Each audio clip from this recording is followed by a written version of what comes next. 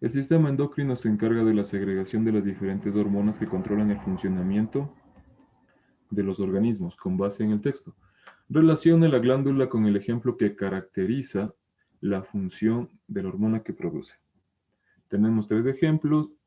Vamos a hablar primero de las hormonas para que podamos entender. El sistema endocrino es uno de los, junto con el sistema nervioso, son los dos grandes sistemas de nuestro cuerpo que controlan todas las funciones. Es muy, muy importante. Y está conformado por dos estructuras, por una estructura y una molécula, y moléculas. Está formado por glándulas y por hormonas.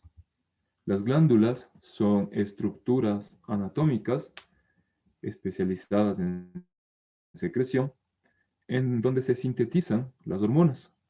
Estas hormonas serán vertidas al sistema cardiovascular para que se pueda transportar a través de la sangre. Esa es la característica fundamental del sistema endocrino. De hecho, endocrino significa que actúa a una distancia considerable. Es decir, existen varios sistemas de secreción, pero el hecho de que sea sistema endocrino hace referencia a que se secreta en un lado, en una célula determinada, y la acción es en otra célula que está bastante lejos, obviamente hablando celularmente, a nivel celular, está bastante lejos del sitio de secreción. Dentro de nuestro cuerpo existen muchas glándulas con una diversa cantidad de hormonas, pero ahora solo quiero que se aprendan tres, pero que necesito que esas tres queden claritas. Primero, en el ejercicio nos habla acerca de la paratiroides.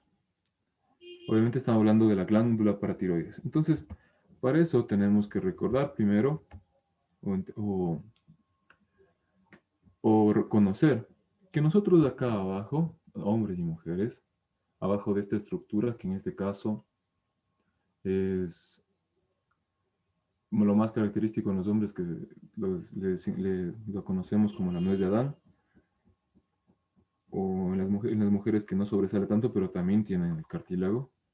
Ese cartílago se llama cartílago tiroides.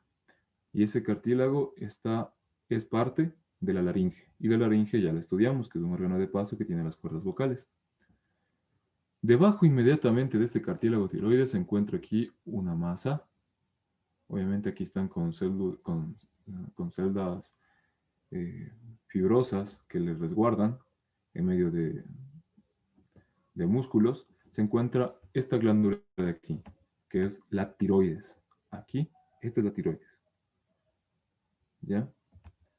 Pero ¿para qué les indico qué es la tiroides?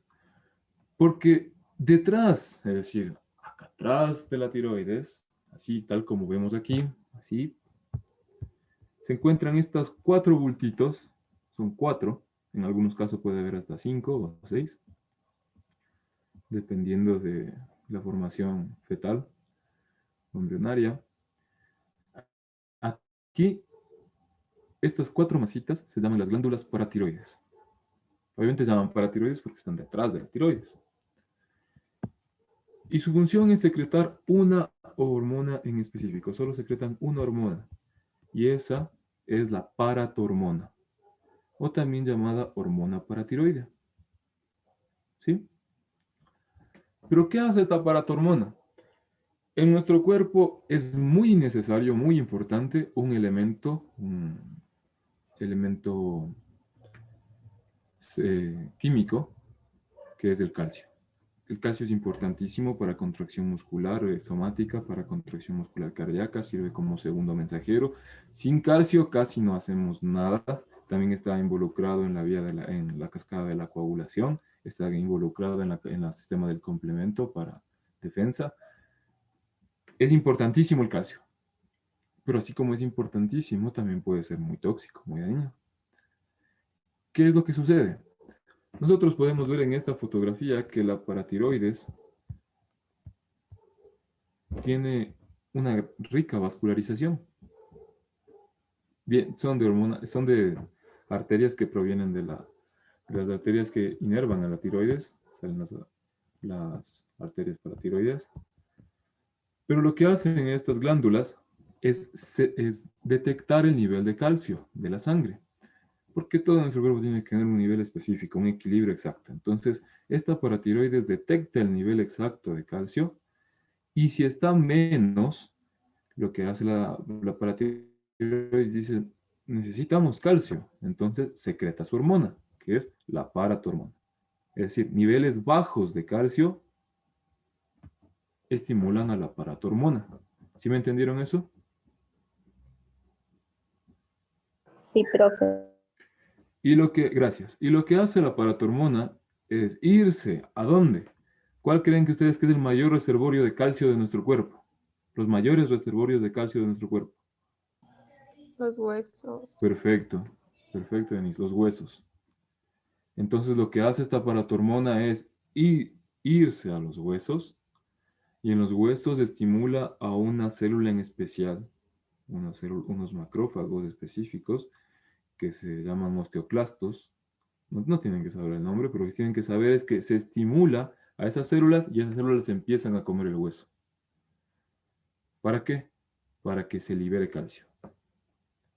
Entonces se estimula, se come el hueso y se libera calcio a la sangre. Y los niveles de calcio se estabilizan. Entonces, repito, niveles bajos de calcio se secreta la paratormona obliga a las células para que se empiecen a comer el hueso, la matriz ósea, y eso libera calcio a la sangre. ¿Sí se entendió?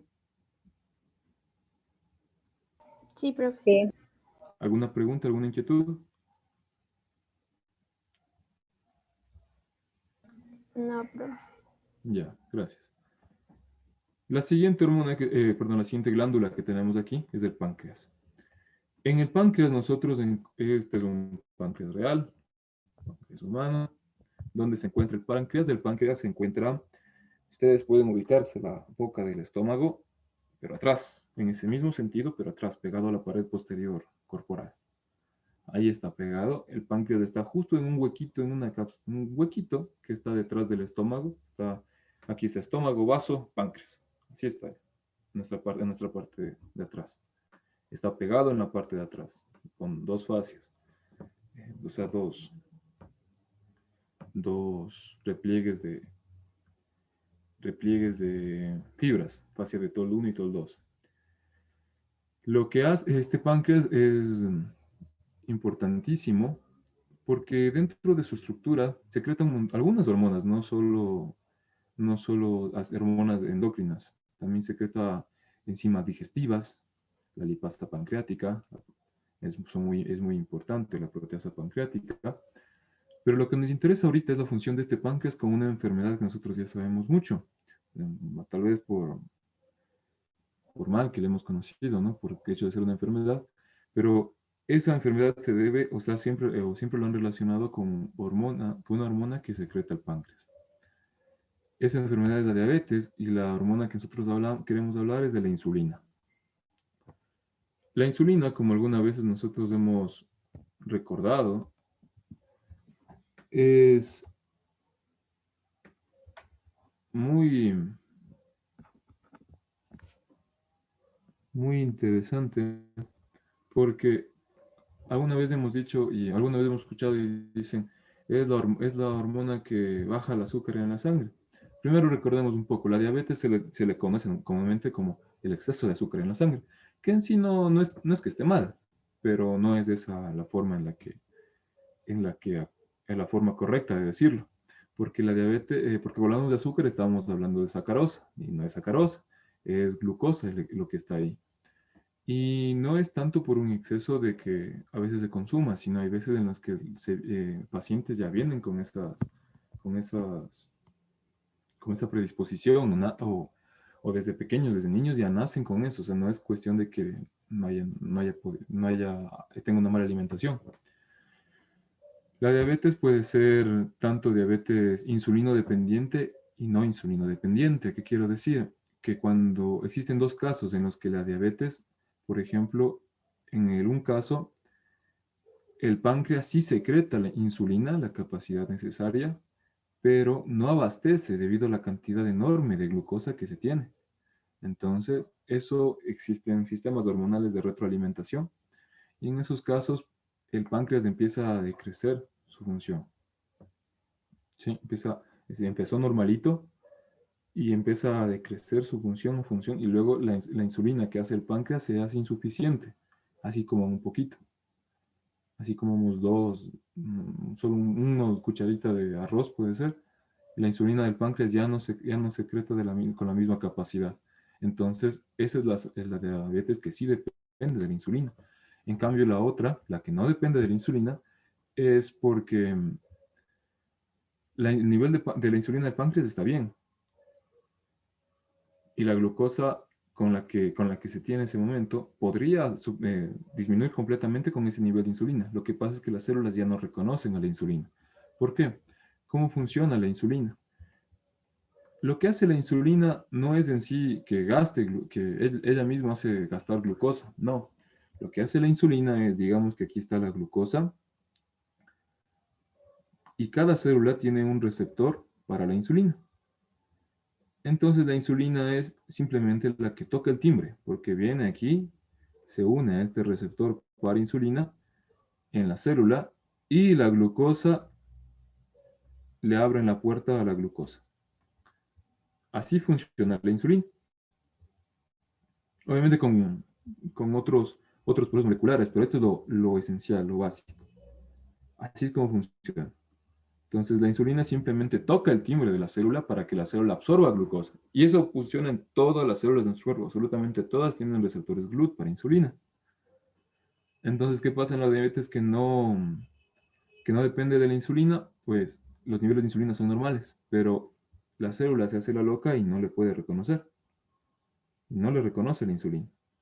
Entonces, como no le reconoce la insulina, pues nadie le va a abrir la puerta a la glucosa.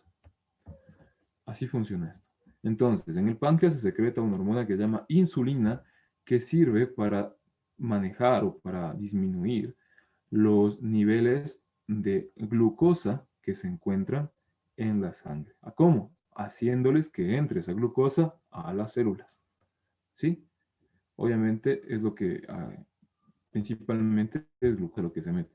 Por eso es que nuestro cuerpo, la mayoría no ingresamos netamente glucosa, sino ingresamos sacarosa, o sea, glucosa más fructosa, y eso se va dividiendo. A nivel de todos los monosacáridos es como se maneja el metabolismo de carbohidratos. ¿Sí me entendieron esta parte de la insulina? ¿Del Sí, páncreas? profe. ¿Alguna pregunta, alguna inquietud?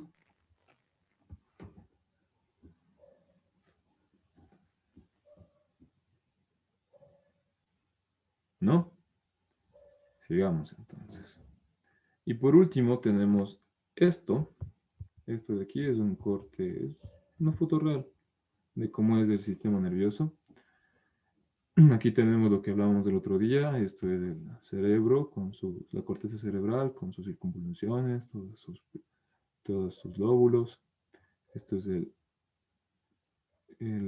¿cómo es? El cuerpo calloso. Tenemos el hipotálamo. Este es el cerebelo, este es el bulbo raquídeo. Y así, todo está aquí. ¿Ya? Pero lo que es importante ahora es esta bolsita de aquí. Esta bolsita de ahí es una glándula endocrina que se llama hipófisis. La hipófisis secreta un montón de cosas, un montón, pero lo que quiero que ahora se graben es que la hipófisis secreta hormonas estimulantes. Es decir, ¿a quiénes estimulan? A otras glándulas endocrinas. La hipófisis es la que controla el funcionamiento del resto de glándulas endocrinas. Le controla la tiroides, le controla las suprarrenales, le controla las gónadas, ¿sí? Y sus principales secreciones propias son, por ejemplo, aquí en esta cosita, se secreta la hormona de crecimiento, por ejemplo. Esta es la encargada de secretar la hormona del crecimiento. Y obviamente, y este no es solo decir, esta es la hormona, esta es de la glándula que la controla. De hecho, es esto y esto de aquí. Esos dos, este de acá es del hipotálamo y este de acá es la hipófisis, y el hipotálamo le controla la hipófisis y el hipófisis le controla a todos. Así funciona todo. Pero lo que quiero que se graben es que en la hipófisis se secretan varias hormonas. La más importante, no se pueden olvidar, hormona del crecimiento, hormona del crecimiento, hormona del crecimiento, hormona del crecimiento, hipófisis. ¿Sí? Ahí se secreta la hormona del crecimiento. Esa sí actúa netamente directo a los tejidos. No hay, ella no tiene intermediarios. Se va de one. Pero la otra que sí es que secreta hormona de estimulantes. De acuerdo a la glándula que haga efecto, pues se pues llamará hormona tiroestimulante, si es que actuará sobre la tiroides, eh, si es que actúa sobre las suprarrenales, será la ACTH, la hormona corticoestimulante, ¿sí? Y dependiendo de sobre quién actúe. Hoy quiero que se acuerden siempre de esta de aquí, la FSH, que es la hormona folículo estimulante. Esta hormona folículo estimulante hace su efecto en las gónadas. ¿Cuáles son las gónadas? Testículos y ovarios. ¿Sí? Entonces, la hipófisis, a través de la hormona folículo estimulante, es la que le controla la secreción de testículos y ovarios, gónadas. Ojo, FSH o folículo estimulante. ¿Alguna pregunta, alguna inquietud?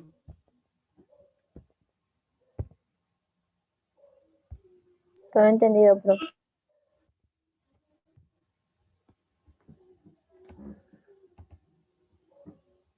Listo.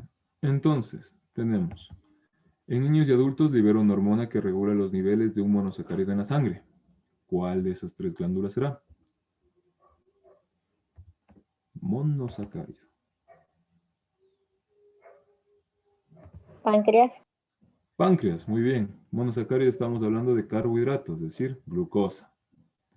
Entonces, ¿quién es el qué hormona regulaba los niveles de glucosa en sangre? La insulina. ¿Y quién secreta la insulina? El páncreas. En la adolescencia libera hormonas que estimulan la maduración de los órganos sexuales. Hipófisis. Muy bien, Hipófisis. muy bien. Hipófisis. Y la excesiva liberación de la hormona producida por esta glándula provoca trastornos metabólicos óseos. La tiroides. Para tiroides. No se olviden eso, por favor. Si se graban eso, ya está. De la paratiroides, por lo menos, y del páncreas son las hormonas más importantes. La paratiroides es la única hormona que secreta y los del páncreas es la hormona más importante, la que más debemos conocer ahorita. Existen otras hormonas que secreta el páncreas y la hipófisis, pero esas no se olviden, por favor.